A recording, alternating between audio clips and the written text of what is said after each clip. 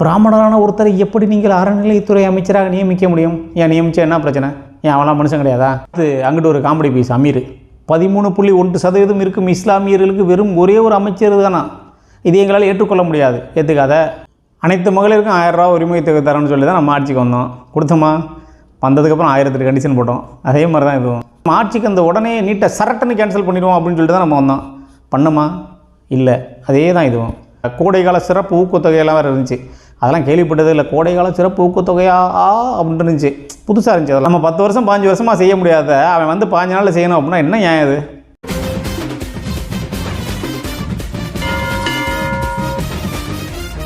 விஜய் தமிழக முதலமைச்சராக பதவியேற்று ஒரு 10-15 நாள் இருக்குன்னு நினைக்கிறேன். அதுக்குள்ளே பார்த்தீங்கன்னா அந்த திட்டத்தை ஏன் செயல்படுத்தலை, இந்த திட்டத்தை ஏன் என்ன செயல்படுத்தலை, அது ஏன் அவ்வளோ கூட இருக்குது, இது ஏன் இவ்வளோ கம்மியாக இருக்குது, இதில் அவ்வளோ தரேன்னு சொன்னீங்களே, இதில் இவ்வளோ தரேன்னு சொன்னீங்களே அப்படின்னு சொல்லி எக்கச்சக்கமான விமர்சனங்களை பார்க்க முடியுது.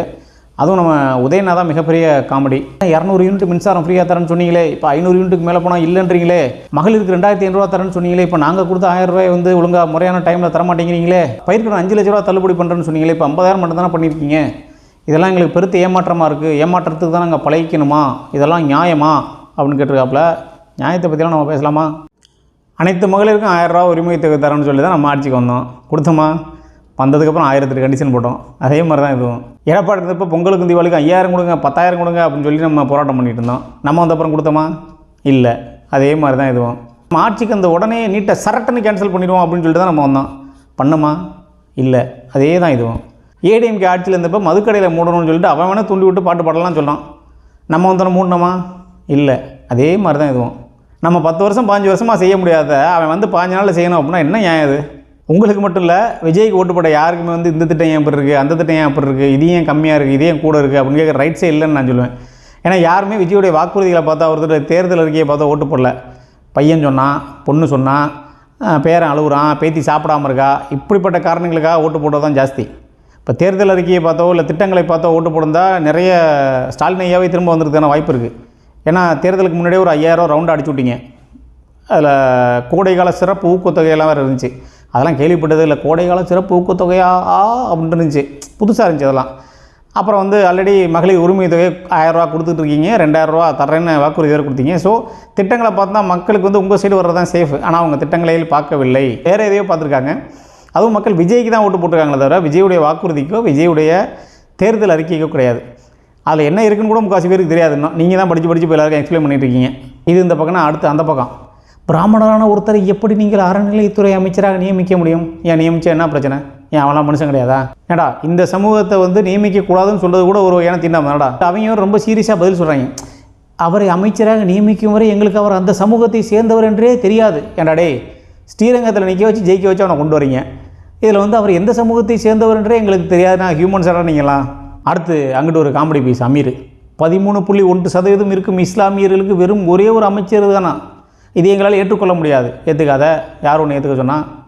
ஏண்டா ஒவ்வொரு ஜாதிக்காரன் அவன் பர்சன்டேஜ் சொல்லி இத்தனை அமைச்சர் வேணும்னு கேட்டால் விளங்கும்டா. தேவர் 5% இருக்கும்.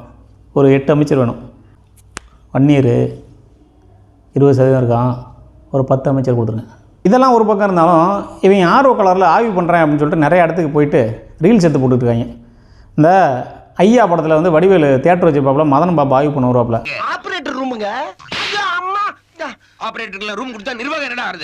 டேய் மொத்தம் எத்தனை ரீலு? மொத்தம் 14 ரீலு.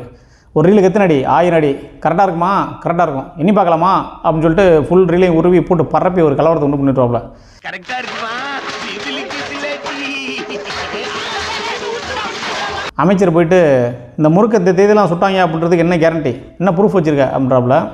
இந்த இளையராஜா ஒரு ரிப்போர்ட்டு கேட்பார், உனக்கு 6வது அறிவு இருக்குன்றதை எந்த அறிவு வச்சு கண்டுபிடிச்சா அப்படின்பாப்புல. கிட்டத்தட்ட அந்த மாதிரியான ஒரு கேள்வி இது.